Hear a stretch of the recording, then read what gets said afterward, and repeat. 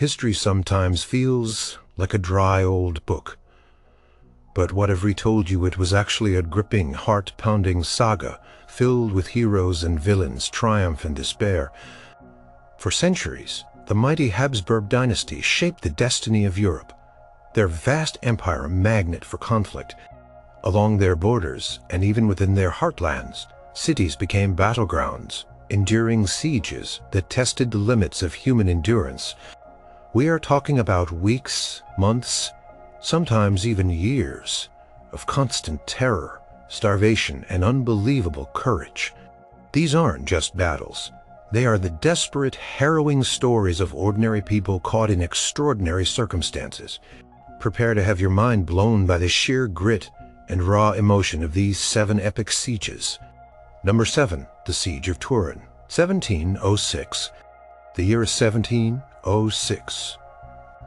Europe is tangled in the War of the Spanish Succession, a brutal contest for who gets to sit on the throne of Spain. On one side are the French with their ambitious King Louis XIV seeking to expand his power. On the other, a grand alliance, including the English, the Dutch, and the Habsburg Empire, led by Emperor Leopold I, and later his son Joseph I. This war, a sprawling mess of battles and betrayals, had a critical showdown simmering in northern Italy. The city of Turin, capital of the Duchy of Savoy, a crucial ally of the Habsburgs, suddenly found itself in the crosshairs of the French war machine. Prince Eugene of Savoy, a military genius who happened to be a cousin of the Duke of Savoy and a general for the Habsburgs, knew Turin was vital. It was a key stronghold, a gateway to Italy.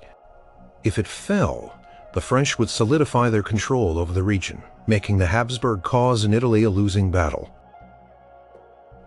The French, under the command of Marshal Louis d'Aubusson, Duke of La Feuillade, began their approach in mid-May. Their army was massive, estimated at 44,000 men, equipped with a formidable array of siege artillery. Turin itself was well fortified, thanks to the efforts of Duke Victor Amadeus II of Savoy and his engineers. The city was surrounded by strong walls, a deep moat, and a series of defensive works. The citadel, a star-shaped fortress designed by the famed engineer Paciato, stood as a formidable inner defense. Inside the city, the defenders numbered around 10,000, a mix of Savoyard troops, some imperial soldiers, and a significant number of citizen volunteers. The governor of Turin, Count Vierick Philip von Daun, a veteran Habsburg officer, was tasked with holding the city. Duke Victor Amadeus II, after overseeing initial preparations, slipped out of the city to join Prince Eugene, hoping to organize a relief effort. This left Count Daun and his garrison to face the full might of the French siege. The French encirclement was complete by late May. Sappers began digging approach trenches, inching closer to the city walls. The defenders watched from the ramparts as the enemy artillery was set up. The first shells began to fall on the city in early June, marking the true start of the siege. Life inside Turin quickly became a nightmare. The constant thunder of artillery fire was relentless. Houses crumbled. Streets became dangerous. Civilians huddled in cellars, seeking shelter from the bombardment. Food began to be rationed. Water supplies became precious. Disease, as it often did in crowded, unsanitary conditions, started to spread among both soldiers and citizens. The defenders, however, showed incredible resilience. They organized counterattacks, sallying out of the gates to disrupt French sapping operations and spike enemy cannons. These were desperate, bloody affairs, often fought hand-to-hand in the dark of night. One of the most famous acts of heroism came from a simple Piedmontese miner named Pietro Micca. On August 29th, the French launched a massive assault on the citadel, having successfully breached an underground gallery. Micca, responsible for a powder magazine in a critical tunnel, was ordered to detonate it to stop the French advance. Seeing that the fuse was too long and time was running out, he famously lit the fuse directly with a lantern. The explosion ripped through the tunnel, killing Micca instantly, but also burying hundreds of French grenadiers and halting their breakthrough. His sacrifice bought precious time for the inner defenses to hold. As the siege dragged on through July and August, the situation in Turin grew desperate. Casualties mounted, morale wavered. Duke Victor Amadeus II and Prince Eugene of Savoy, meanwhile, were on a difficult march, gathering forces for a relief army. Their journey was long and arduous. Plagued by logistical challenges and enemy skirmishes, they moved slowly, carefully, knowing that one wrong move could spell disaster for Turin. The fate of the city, and indeed the Habsburg position in Italy, hung by a thread. By late August, Eugene and Victor Amadeus finally reached the vicinity of Turin. Their relief army, though smaller than the besieging French force, was determined. They positioned themselves on the north bank of the river Dora Riparia, while the French were dug in around the city. The French commander, Lafayette, had been ordered by Marshal Villeroy, the overall French commander in Italy, to maintain the siege at all costs, even if it meant splitting his forces. This decision would prove catastrophic. Marshal Villeroy himself was engaged elsewhere and not present at Turin, a crucial leadership void for the French. On September 7, 1706, the relief army launched its attack. Prince Eugene, known for his bold and decisive tactics, planned a daring maneuver. Instead of a direct assault on the heavily fortified French siege lines, he aimed to outflank them. The Imperial and Savoyard forces executed a complex series of movements, circling around the French positions, taking advantage of the terrain. The attack began early. French forces were caught by surprise as the relief army crashed into their western flank. The battle was fierce and chaotic. Cavalry charges clashed, infantry formations engaged in bloody close quarters. Fighting. The defenders inside Turin, seeing the battle raging outside the walls, were re-energized. They launched a desperate sally from the city, attacking the French from the rear and disrupting their lines. This coordinated assault, from both outside and inside, shattered French cohesion. Lafayette's army, already stretched thin by the siege, crumbled under the pressure. The French lines broke and a panic retreat began. Thousands of French soldiers were captured, killed, or simply fled. Their vast camp, filled with supplies and siege equipment, was abandoned. The relief of Turin was complete.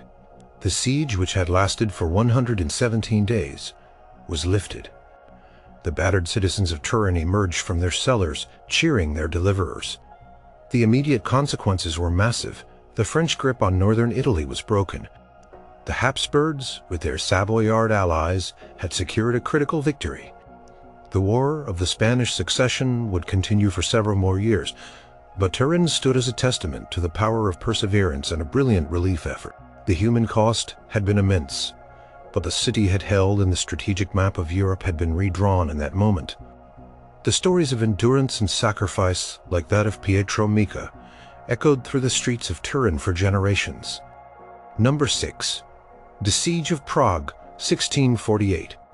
The year 1648 marked the bitter end of the 30 Years' War, a conflict that had ravaged Central Europe for 3 decades. What began as a religious dispute between Protestants and Catholics in the Holy Roman Empire, a sprawling collection of states under the loose leadership of the Habsburg Emperor, spiraled into a continent-wide struggle for power. After years of relentless fighting, shifting alliances, and countless atrocities, everyone was exhausted. Peace talks were slowly grinding forward in Westphalia, but the war still flared in some places. One such place was the ancient, beautiful city of Prague, the capital of Bohemia. A crucial Habsburg territory. For much of the war, Prague had largely avoided direct occupation or major sieges, though it had suffered from troop movements and economic hardship. However, in the summer of 1648, the Swedish army, one of the most effective fighting forces of the war, launched a daring final offensive. Under the command of Field Marshal Hans Christoph von Königsmarck, the Swedes executed a lightning raid. On July 26, they launched a surprise attack on Mala Strana, the lesser town of Prague, located on the west bank of the Vltava River. It was a well-executed coup. Treachery or lax security, accounts differ, allowed a small Swedish force to slip past the defenses. They quickly overwhelmed the guards. opened the gates, and the main Swedish force poured in. The capture of Malá was a shock. The Swedes quickly secured Prague Castle, the ancient seat of Bohemian kings, and the magnificent Wallenstein Palace. Their goal was clear: loot the incredibly rich treasures of Prague and use the city as leverage in the ongoing peace negotiations. But the rest of Prague was not so easily taken. The old town and new town on the east bank of the Vltava remained firmly in Habsburg hands. The Charles Bridge, a vital link between the two parts of the city, became a brutal no-man's land fiercely contested. The defenders of Prague at this point were a motley crew. The main imperial garrison had been small and unprepared for such a swift assault. Now leadership fell to General Count Rudolf von Colloredo, a seasoned but wary Habsburg commander. His forces included regular soldiers, but also a significant number of university students, professors, merchants, artisans, and even priests and women, all armed with whatever they could find. They were civilians, but their city was under threat, and they were ready to fight for it. Their immediate task was to defend the old town bridge tower blocking the Swedish path across the Charles Bridge. Life inside the besieged old town became a strange mix of desperate warfare and civic organization. Barricades went up in the street. Church bells, normally used for prayer, now rang out warnings of Swedish attacks. The citizens, led by the university students and the city council, organized themselves into militia companies. They dug trenches, reinforced walls, and practiced with their makeshift weapons. Food supplies were not immediately an issue, but the constant fear was palpable. The Swedish troops, meanwhile, were busy pillaging Malá, sending wagon loads of stolen art books and valuables back to Sweden. This systematic plunder enraged the people of Prague even further. The fighting for the Charles Bridge was particularly vicious. The Swedes repeatedly tried to force their way across, but the defenders crammed into the bridge tower and fortified houses repelled every assault. Stones, boiling water, and musket fire rained down on the attackers. The bridge itself became littered with bodies. One heroic figure who emerged from the chaos was Georg Plaki, a Jesuit priest who helped organize the student defense and even fought on the ramparts. His unwavering courage inspired many. As weeks turned into months, the situation became a stalemate. The Swedes held Malá, but could not crack the old town. The imperial forces, though bolstered by some reinforcements that managed to slip through the Swedish lines, were too weak to dislodge the Swedes from the lesser town. The city endured constant bombardment. Cannonballs slammed into buildings, creating craters in the streets. Fires broke out. Yet the spirit of the defenders did not break. They believed help was coming, or that the peace talks would finally end the horror. In late September, a new Swedish force, led by Prince Carl Gustaf, the future King Charles X Gustav of Sweden, arrived to reinforce Königsmark. This brought the total Swedish besieging force to around 15,000. They launched an even more determined assault on the old town, focusing their efforts on the fortified walls near the Jewish quarter and the Powder Tower. The fighting was intense, hand-to-hand in the breaches. The citizens fought with the ferocity of those defending their homes and families. Even the Jewish community, often marginalized, contributed to the defense, constructing barricades and fighting alongside their Christian neighbors. The defenders faced an overwhelming numerical disadvantage. They were exhausted, but their defiance held strong. Just as the Swedes prepared for what might have been a final, decisive assault, in late October, news arrived that changed everything. The Peace of Westphalia had been signed on October 24th. The war was officially over. A courier arrived with the news, and word spread quickly through both the besieged city and the Swedish camp. The fighting stopped. The siege of Prague, though it never saw the old town fully fall, was a dramatic end to a devastating war. The Swedes, despite the peace treaty, remained in Malá for a time, negotiating their withdrawal and ensuring they could take their massive haul of looted treasures. The Habsburgs had held their capital thanks to the extraordinary efforts of its citizens and a small imperial garrison. The city, particularly Malá, bore the scars of the occupation and the plunder. yet it had survived. The ordinary people of Prague, from students to shopkeepers, had shown a collective heroism that etched itself into the city's history. They had stood firm against a formidable enemy, reminding everyone that even in the dying embers of a terrible war, the human spirit of resistance could burn brightly. Number 5. The Siege of Maastricht, 1579. The Low Countries in the late 16th century were a cauldron of rebellion and religious strife. The Dutch revolt, a struggle for independence from the Catholic Habsburg rule of Spain, was in full swing. King Philip II of Spain, a devout Catholic and ruler of a vast global empire, was determined to crush the Protestant uprising. His viceroys and generals in the Netherlands were given clear orders: restore order and Spanish authority by any means necessary. One of the key strategic cities in this ongoing struggle was Maastricht, a vital crossing point on the Meuse River, linking the Spanish Netherlands to the German lands. It was a city that both sides desperately wanted. In 1579, Alexander Farnese, the Duke of Parma, one of Spain's most brilliant military commanders, turned his attention to Maastricht. Parma was a master of siege, warfare known for his methodical approach and his relentless determination. His army, a well-drilled force of Spanish, Walloon, German, and Italian veterans, numbered around 20,000 men. Maastricht, however, was not an easy target. It was a strongly fortified city, its medieval walls reinforced with earthen bulwarks, moats, and a network of bastions. Its garrison, a mix of Dutch, Scottish, and Walloon soldiers loyal to the Dutch cause, numbered about 1,000 under the command of Sebastian Tapin, a French Huguenot. The city's citizens, predominantly Protestant, were fiercely opposed to Spanish rule and were prepared to fight.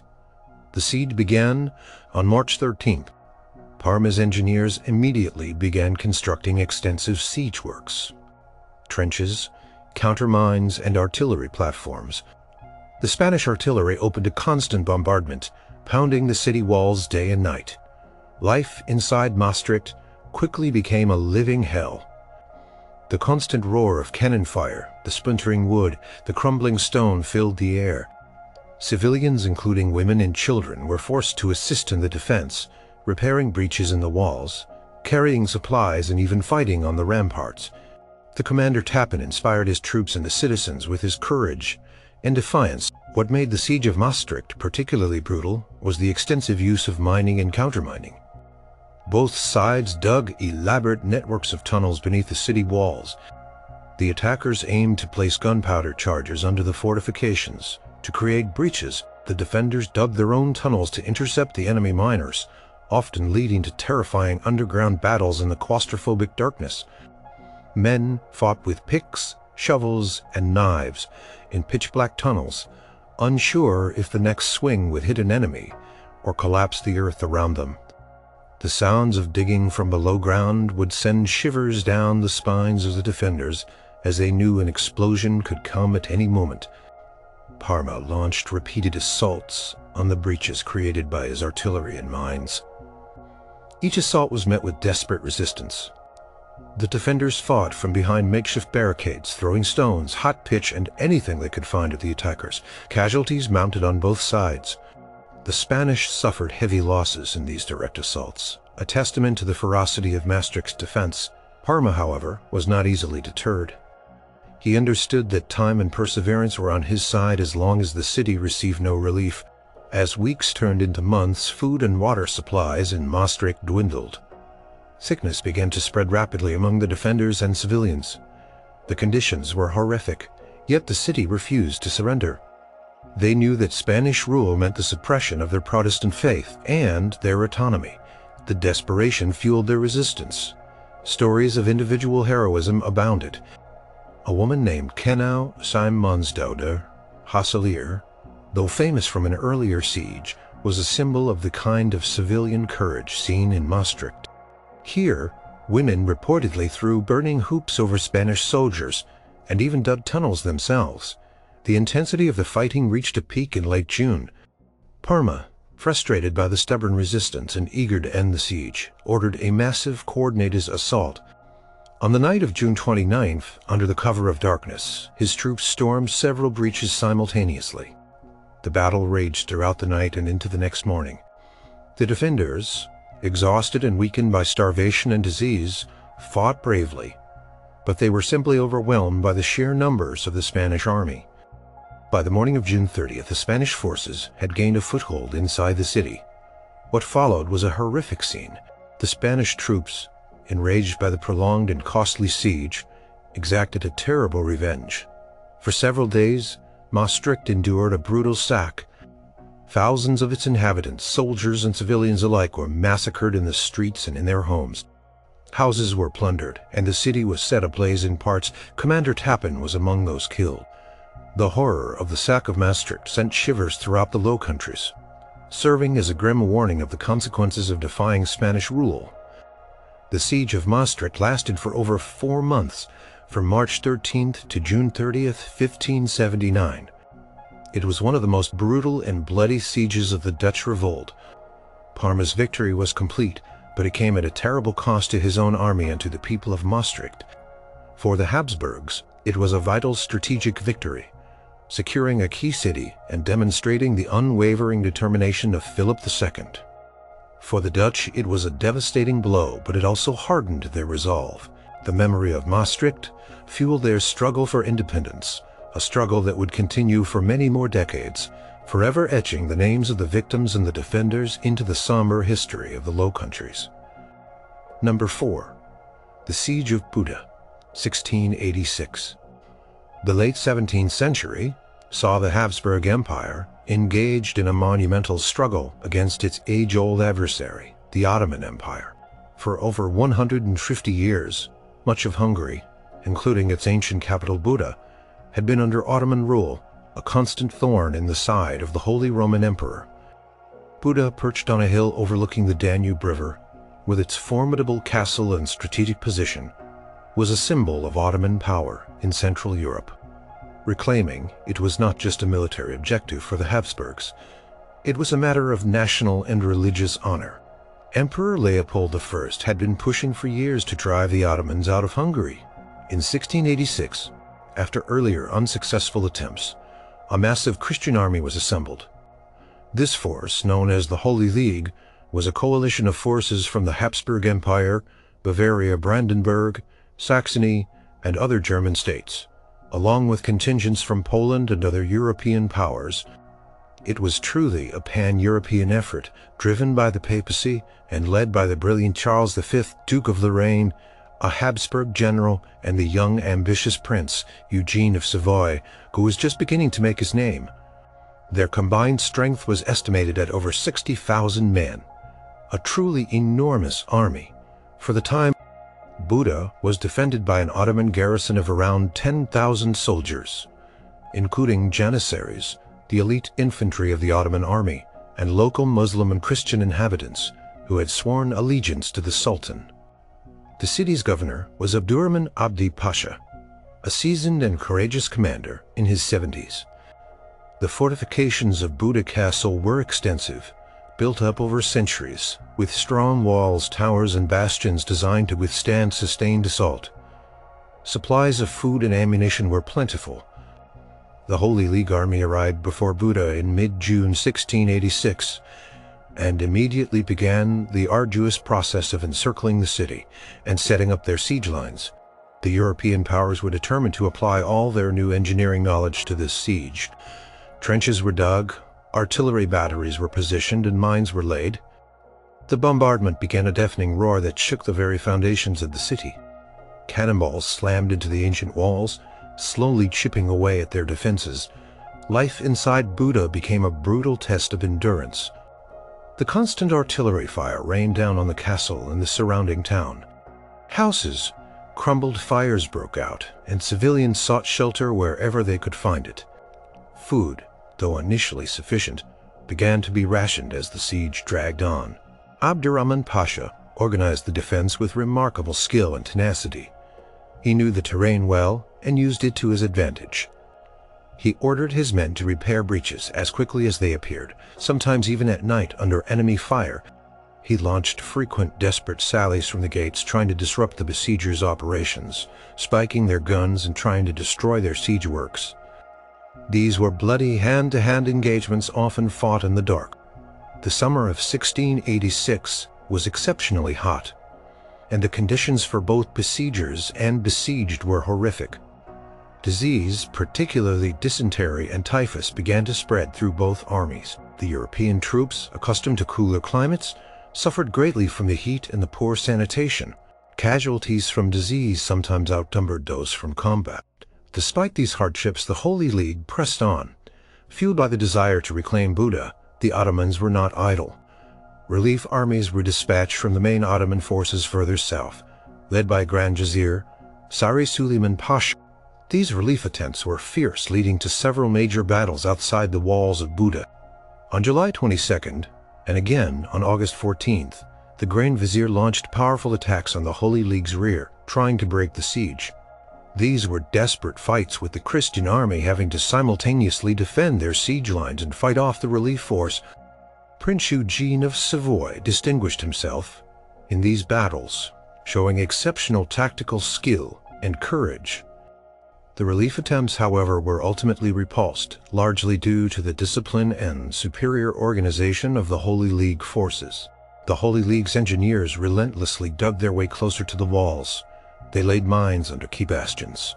On September 2nd, after nearly 2.5 months of continuous bombardment and mining, the breaches in Buda's walls were deemed wide enough for a general assault. The attack was launched on several fronts. Simultaneously, the fighting was incredibly fierce. Janissaries fought with their legendary ferocity, defending every inch of the city. Hand-to-hand combat raged in the narrow streets and on the crumbling ramparts. Abdurrahman Pasha himself was at the forefront of the defense, rallying his men until he fell killed in the thick of the fighting. His death broke the back of the Ottoman resistance. After hours of brutal struggle, the Holy League forces finally overwhelmed the last defenders and poured into the city. What followed was a tragic and often brutal aftermath. The long, bloody siege had hardened the hearts of the victorious soldiers. Many of the remaining inhabitants, both Muslim and Jewish, who had lived under Ottoman rule, faced massacres and plunder. The city was sacked and thousands were killed. While attempts were made by commanders like Duke Charles of Lorraine to stop the atrocities, the rage and exhaustion of the soldiers were hard to control. The siege of Buda lasted 78 days, from June 18th to September 2nd, 1686. It was a massive and costly undertaking, with tens of thousands of casualties on both sides, many of them from disease. For the Habsburgs, it was an absolutely monumental victory. The recapture of Buda was a turning point in the Great Turkish War, marking the decisive shift in power. In Hungary, it signaled the beginning of the end of Ottoman rule in Central Europe and solidified the Habsburg presence as the dominant power in the region. The city, devastated by the siege, would slowly be rebuilt, but its recapture became a symbol of Habsburg triumph and the resilience of a vast European coalition. Number 3. The Siege of Haarlem, 1572 to 1573. The Dutch revolt against Spanish Habsburg rule was a conflict characterized by immense brutality and unwavering determination on both sides. In the early 1570s, the Spanish King Philip II, a devout Catholic, sent the Duke of Alba, a general known for his harshness, to crush the Protestant rebellion in the Low Countries. Alba's iron fist tactics only hardened the resolve of the Dutch rebels, who were often led by William the Silent, Prince of Orange.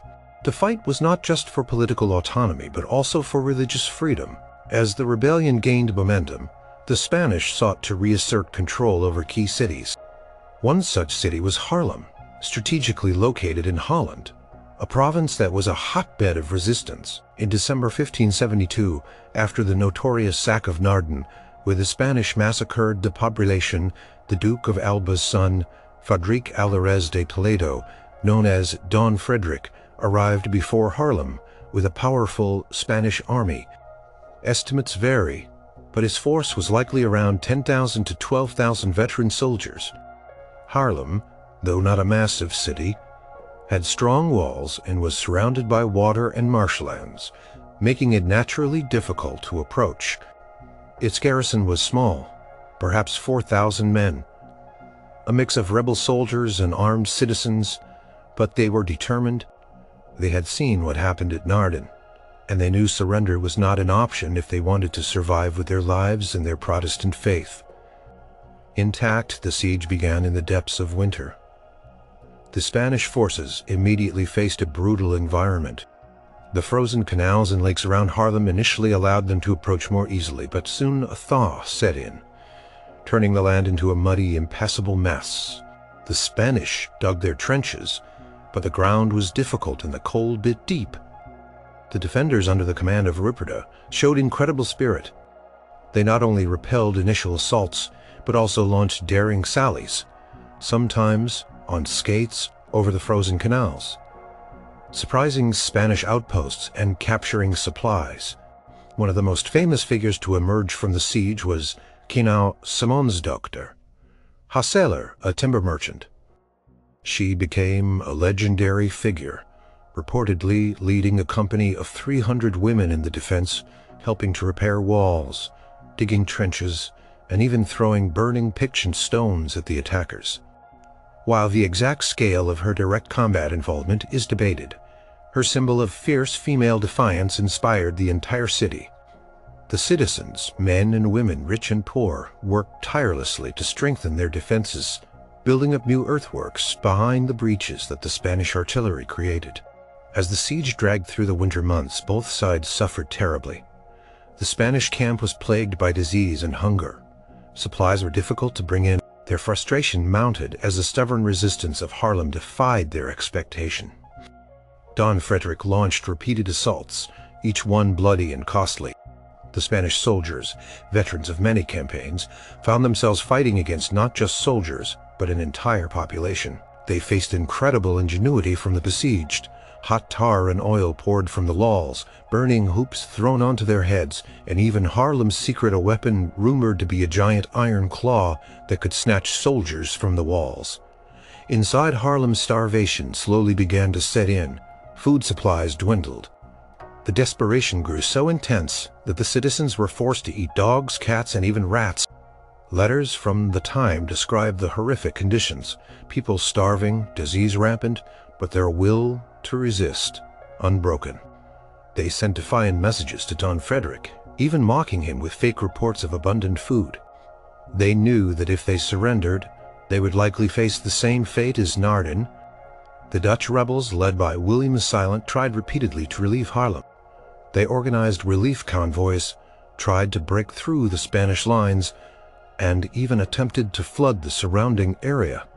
These efforts, however, were ultimately unsuccessful. The Spanish siege lines were too strong, and Don Frederick's forces were too numerous. The attempts to bring in supplies by boat across the Haarlem Lake, were also thwarted by a newly formed Spanish fleet, which gained control of the lake after a naval battle. This cut off the city's last lifeline. After 7 months of unimaginable suffering, with no hope of relief and starvation gripping the city, the defenders of Haarlem finally capitulated on July 13, 1573. The terms of surrender were negotiated, but Don Frederick, enraged by the long and costly siege, mostly ignored them. What followed was another brutal massacre. The remaining garrison, including many of the foreign mercenaries, were executed. Some Spanish officers reportedly argued against the complete massacre of the citizens, pointing out the cost to Spain's reputation, but many were still slaughtered. Protestant ministers were hanged, and many citizens were banished or had to pay huge ransoms. The siege of Haarlem was one of the longest and most brutal sieges of the Dutch revolt, lasting over 7 months. It cost the Spanish forces thousands of lives and immense resources. For the Habsburgs, represented by the Spanish crown, it was a hard-won victory, but it came at a terrible price in terms of reputation and human lives. It demonstrated that while the Spanish could eventually take a city, It would be at immense cost, and the spirit of resistance in the Low Countries would not be easily broken. The memory of Haarlem and the courage of its citizens like Canau became a powerful symbol of Dutch defiance, a testament to the raw determination that fueled their long struggle for independence against a powerful empire. Number 2. The Siege of Vienna. 1529.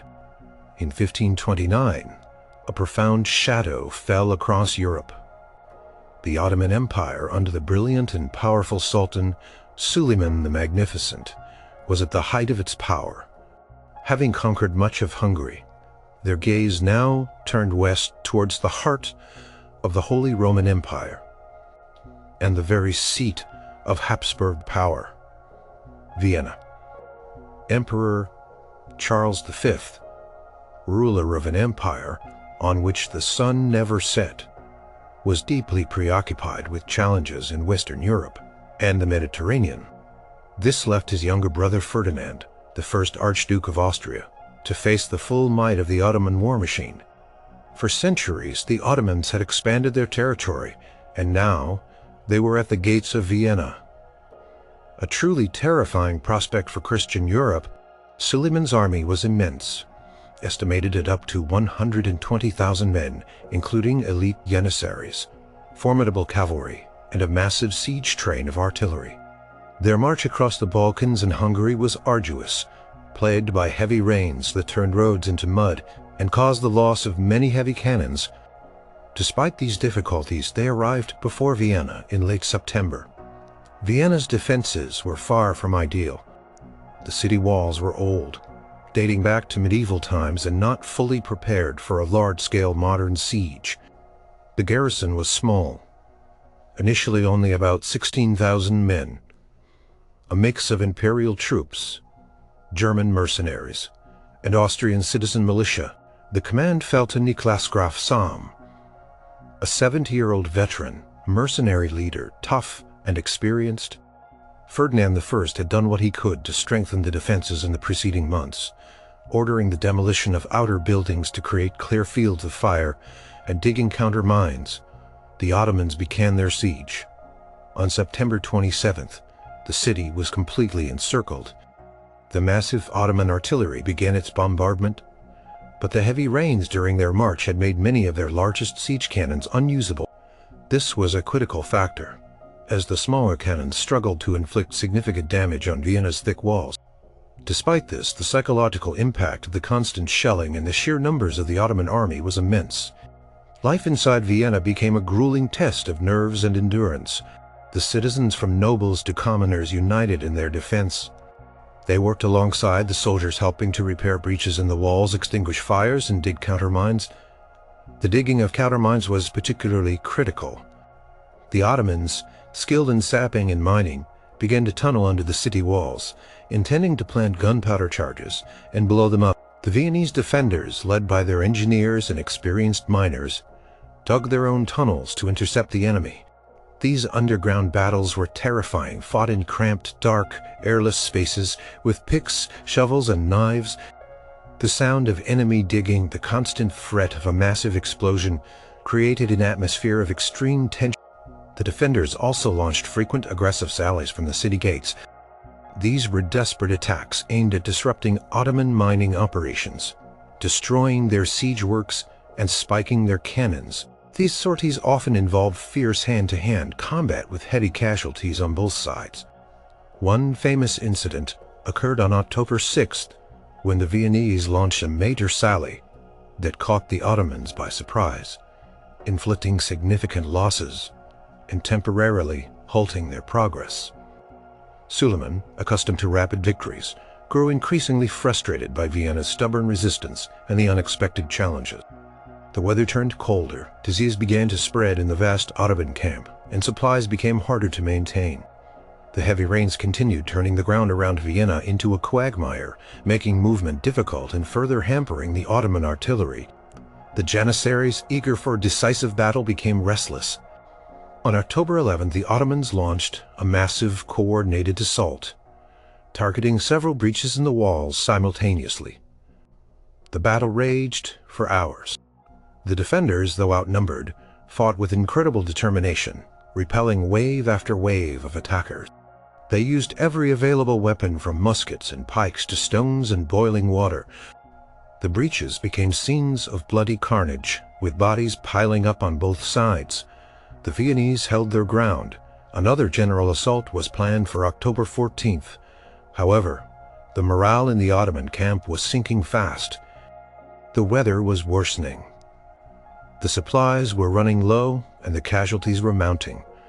Suleiman's commanders advised him to retreat. The Sultan, facing a choice between a prolonged, costly siege in rapidly deteriorating conditions and a strategic withdrawal, chose the latter. The final assault was called off. On October 14th, the Ottomans began their withdrawal. Before leaving, they slaughtered their prisoners and left a trail of destruction in their wake. Vienna had been saved. The siege, which had lasted just 18 days, was a pivotal moment in European history. While the Ottomans would launch other campaigns into Hungary, they would never again reach the gates of Vienna with such force. The siege of Vienna in 1529 was not just a military victory for the Habsburgs and for Christendom. It was a psychological triumph. It demonstrated that the seemingly invincible Ottoman war machine could be stopped. For the Habsburgs, it solidified their position as the bulwark against Ottoman expansion in Europe. The city had endured immense hardship, but its defiance under the courageous leadership of Nicholas Graf Somme became a legend. It was a stark reminder of the ever-present threat from the east, but also a testament to the resilience of a city united in its desperate struggle for survival. Number 1. The Siege of Vienna, 1683. The year 1683, Europe held its breath. For generations, the Ottoman Empire had been a looming threat to Christian Europe, and in the late 17th century, under the leader Pepys, they launched their most ambitious campaign yet. A full-scale invasion aimed at conquering Vienna, the imperial capital of the Habsburgs, and the heart of the Holy Roman Empires. This was not just another border skirmish. It was seen by many as a final decisive showdown between two vast civilizations. Evra Leopold I, the Habsburg ruler, had to flee Vienna. As the Ottoman army approached, Karim Mustafa Pasha's army was colossal, estimated at between 150,000 to 200,000 men. A diverse force of Ottoman regulars, janissaries, cavalry, and contingents from their vassal states. They brought with them a fearsome array of over 300 siege cannons. Their march through Hungary was methodical and devastating, leaving a trail of destruction. For the people of Vienna, the news of the approaching Ottoman horde was terrifying. Many fled, but a core of defenders remained determined to protect their city. The defense of Vienna was entrusted to Count Ernst Rüdiger von Starhemberg, a resolute and experienced imperial field marshal. His garrison consisted of roughly 11,000 soldiers, a mix of imperial troops, Austrian militia, and foreign volunteers. Critically, the city had undergone significant modernization of its fortifications. Since the Ottoman siege of 1529, the walls were stronger, reinforced with earthen bastions and a broad glacis, a gently sloping bare embankment that denied cover to attackers. Still, they were facing on our I-14, 1683. The Ottomans quickly encircled the city, and their engineers began constructing elaborate siege lines, digging approach trenches that snaked towards the walls. The Ottoman artillery began a relentless bombardment day and night, targeting the city's major bastions, particularly the Lowell Bastion and the Berg Bastion. The sound of the cannons was deafening, the air thick with smoke and dust. Buildings inside the city crumbled, fires raged, and the streets became dangerous. Life inside Vienna was a desperate struggle for survival. Food and water became scarce. Disease, especially dysentery, began to spread rapidly among the cramped and unsanitary conditions of the besieged city. Yet the defenders, soldiers, and civilians alike displayed incredible courage. They worked tirelessly to repair breaches in the walls, under constant fire, filling gaps with rubble, timber, and anything they could find. Women and children played a vital role, carrying water, tending the wounded, and even helping to move materials for repairs. The battle underground was as fierce as the one above. The Ottomans, masters of mining, dug an extensive network of tunnels beneath Vienna's walls, aiming to plant massive gunpowder charges to blow open breaches. The Viennese, under Starhemberg's watchful eye, dug their own countermines. These underground clashes were claustrophobic, terrifying affairs fought in darkness with picks, shovels, and knives. Miners listened intently for the sounds of enemy digging, trying to pinpoint their locations before they could set off their explosives.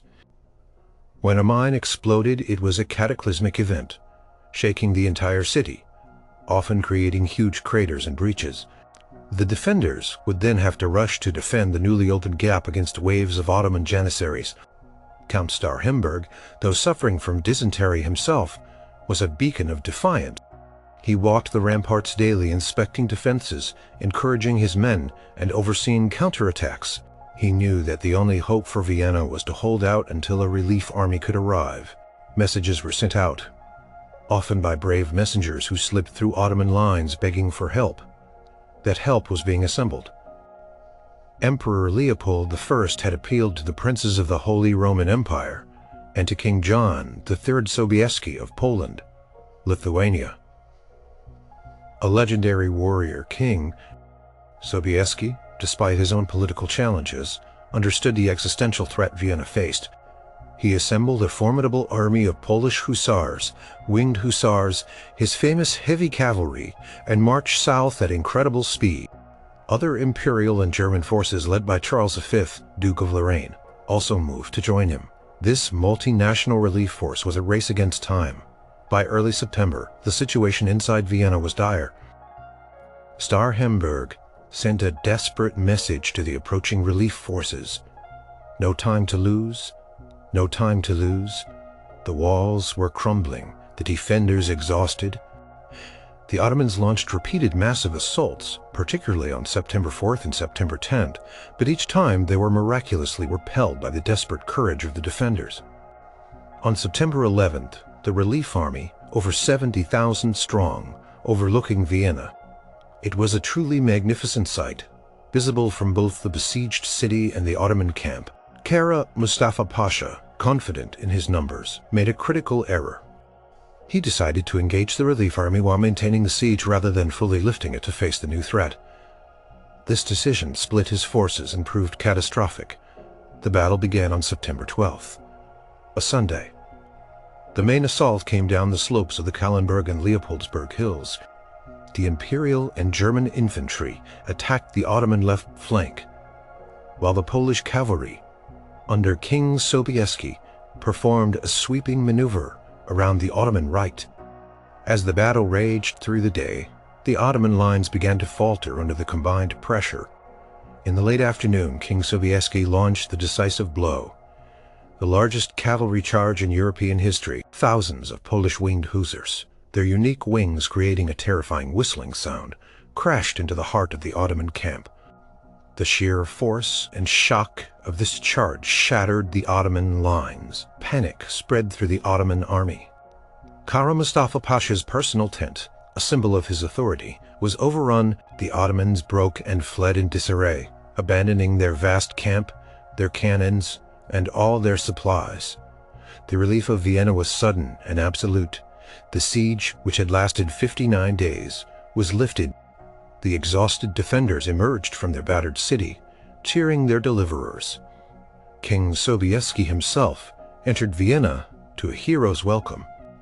The Ottoman Empire suffered a catastrophic defeat, losing vast numbers of men, all their equipment, and their strategic momentum in Central Europe. For the Habsburgs, the victory at Vienna in 1683 was a turning point of immense historical significance. It marked the definitive end of major Ottoman expansion into Europe and ushered in a period of Habsburg dominance in Central Europe. The city, though scarred, had survived its survival, a testament to the extraordinary courage of its defenders and the timely arrival of a powerful coalition. The legend of the winged hussars, the courage of Starhemberg, and the desperate defiance of the Viennese people became enduring symbols of European resistance and a pivotal moment In the centuries-long rivalry between the Habsburg and Ottoman empires,